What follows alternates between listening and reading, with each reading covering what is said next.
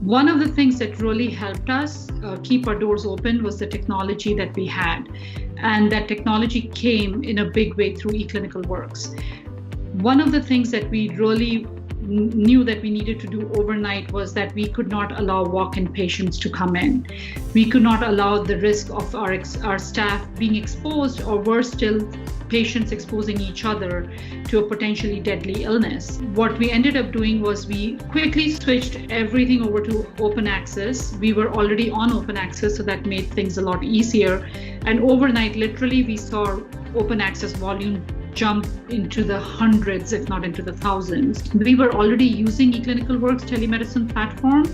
What really helped us was that anybody that was, tested for COVID, and especially the positive patients, we were able to, just schedule a televisit follow-up with them and really check in on them. One of the things that we are moving towards and that we are trying to incorporate also is using the chronic care management module, which I think is going to be really, really beneficial, especially for the rest of the year.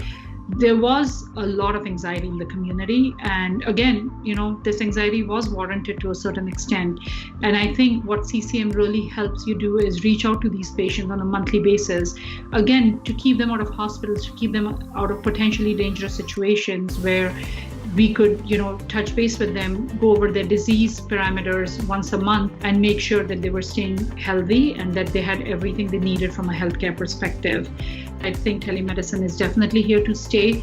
I think remote appointments are here to stay. And I think we just have to really think about how we're going to continue to adopt using more and more technology in our practices every day.